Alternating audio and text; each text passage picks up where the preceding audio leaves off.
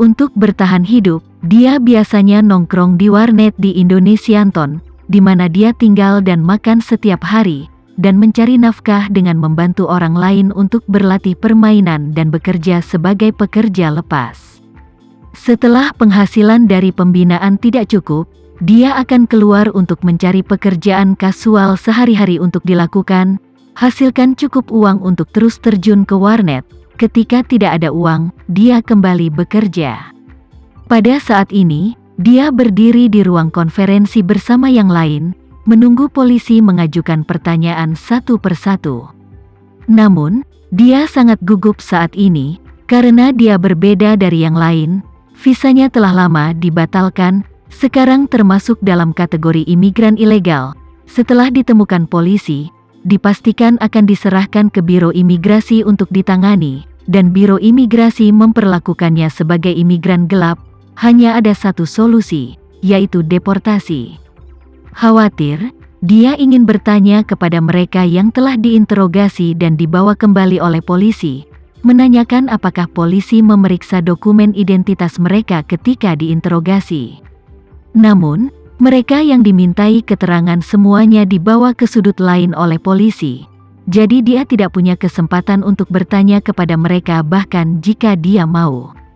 Pada saat ini, seorang petugas polisi datang kepadanya dan berkata, "Ikutlah dengan saya."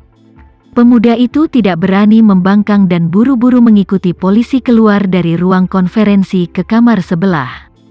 Begitu dia memasuki kamar sebelah, dia melihat Duncan yang juga berwajah Indonesia. Ketika Duncan melihatnya, dia tersenyum sedikit, menunjuk ke sofa tunggal di depannya, dan tersenyum, "Kemarilah, anak muda, duduklah." Pemuda itu mengangguk gugup dan duduk dengan cemas di seberangnya. Duncan melihat dahinya yang gugup penuh dengan butiran keringat, ujung jari dan perut betis terus bergetar, jadi dia dengan santai bertanya, "Anak muda, siapa namamu?" Pria muda itu berkata dengan gugup, Nama saya Brian Ziudit, Brian Ziudit." Duncan tertawa, "Kamu seharusnya menjadi imigran ilegal kan?" Wajah Brian pucat karena ketakutan dan dia tergagap dan bertanya, Bagaimana kamu tahu?" Duncan tertawa, "Sejujurnya, kasus yang akan saya selidiki hari ini sangat besar. Itu tidak pernah dilakukan oleh orang biasa. Anda memiliki kualitas psikologis yang buruk. Tentu saja tidak mungkin menjadi kaki tangan mereka. Jadi alasan kamu begitu gugup hanya mungkin karena ada hantu di hatimu. Saya melihat wajah Anda bengkak, kantong tebal di bawah mata daripada orang paruh baya dan lanjut usia, penampilan yang sering dikaitkan dengan begadang, istirahat tidak teratur. Dan bagi orang-orang yang bekerja di sini, waktu istirahat sangat teratur. Jadi satu-satunya penjelasan adalah kamu tidak boleh menjadi karyawan formal di sini, dan sebagian besar waktu istirahatmu tidak teratur. Alasan mengapa kamu ada di sini, satu-satunya penjelasan adalah bahwa Anda tidak boleh menjadi karyawan resmi di sini, dan sebagian besar waktu kerja dan istirahat Anda tidak teratur. Jadi kamu mungkin hanya melakukan pekerjaan singkat dan mencari nafkah kan?" Ketika Brian mendengar ini, hatinya menjadi lebih gugup. Dia tidak berani menjawab dengan bebas, karena dia takut Duncan sengaja menipunya.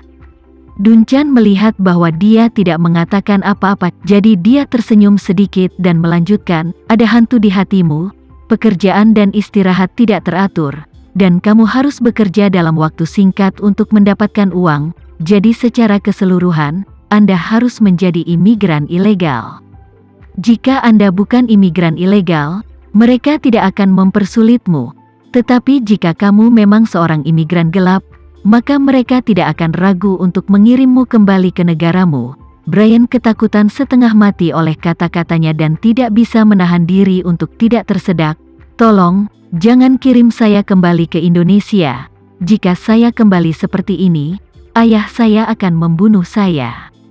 Duncan mengangguk dan tersenyum, "Jangan khawatir, seperti yang saya katakan sebelumnya, saya di sini untuk menyelidiki kasus besar, untuk menangkap imigran gelap sepertimu, itu tidak perlu bagiku."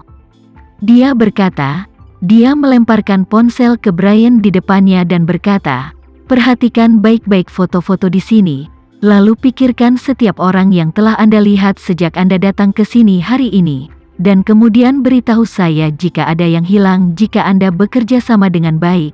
Kalau begitu aku tidak hanya bisa membiarkanmu pergi tetapi juga memberimu sejumlah uang sebagai imbalan."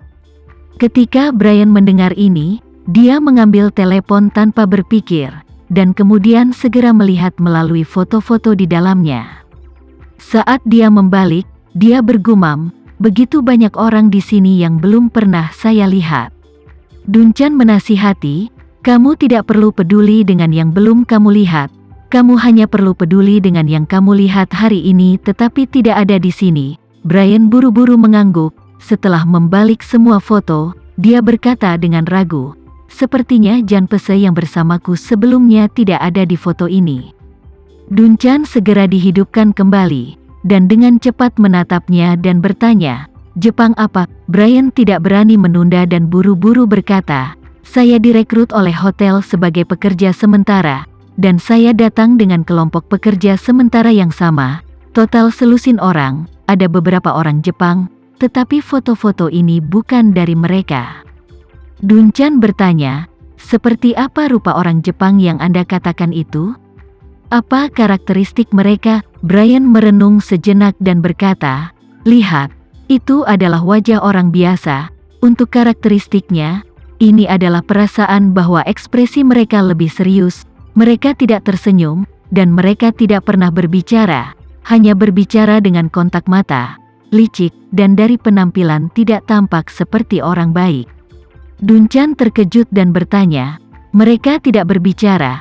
Bagaimana Anda tahu mereka orang Jepang?" Brian berkata, "Dalam perjalanan ke sini, saya tidak sengaja melihat layar ponsel dari salah satu dari mereka, dan teleponnya dalam bahasa Jepang."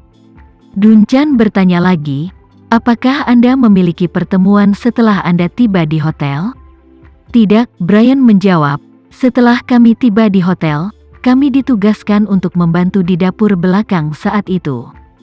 Tapi segera setelah itu beberapa dari mereka ditugaskan pekerjaan yang berbeda, dan kemudian mereka meninggalkan dapur belakang sama sekali."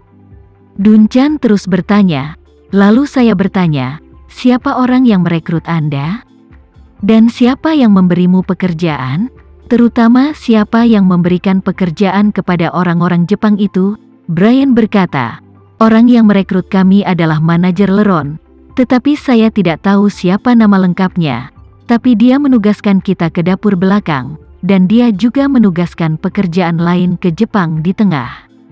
Duncan mengeluarkan buku staf hotel, menemukan halaman Leron Santoso, menyerahkannya kepada Brian, dan bertanya, "Apakah itu dia?" Brian melirik foto di buku staf dan segera menyimpulkan, "Ya, itu dia." Duncan mengangguk puas. Menurutnya, titik terobosan telah ditemukan. Kemudian, dia berkata kepada Brian, "Kamu telah melakukan pekerjaan dengan baik." Mengatakan bahwa dia juga mengeluarkan klip uang dari sakunya, mengambil $500 AS tunai dari itu dan menyerahkannya kepada Brian, berkata, "Ambil uang ini dulu, dan jika ada masalah yang perlu konsultasi, saya akan mencari Anda lagi." Brian tersanjung untuk mengambil uang tunai dan tanpa sadar bertanya, "Inspektur Allen, saya tidak perlu pergi ke kantor polisi lagi kan?" Duncan tahu apa yang dikhawatirkan Brian, mengangguk, dan berkata, "Jangan khawatir, kamu akan diizinkan pergi ketika bisnis hari ini selesai. Tapi sebelum Anda pergi, tinggalkan salinan informasi kontak Anda untuk petugas polisi, baik melalui telepon atau WhatsApp di pihak AS, WeChat atau email dari rumah."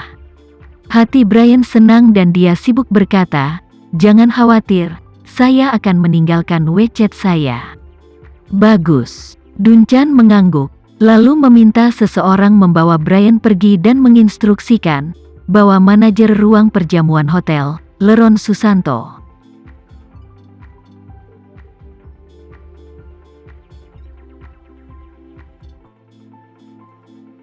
Sekian dulu ya video kali ini, kita lanjutkan lagi videonya di lain waktu. Oh iya, bagaimana menurut kalian? Semoga bisa sedikit menghibur kalian semua. Untuk teman-teman yang baru nonton, jangan lupa subscribe ya, hehehe. Dan kalau teman-teman ada yang ingin gabung langganan, bisa langsung gabung saja untuk dapat fitur yang menarik dan sedikit membantu Mimin. Terima kasih banyak sudah menonton, sampai jumpa lagi, bye.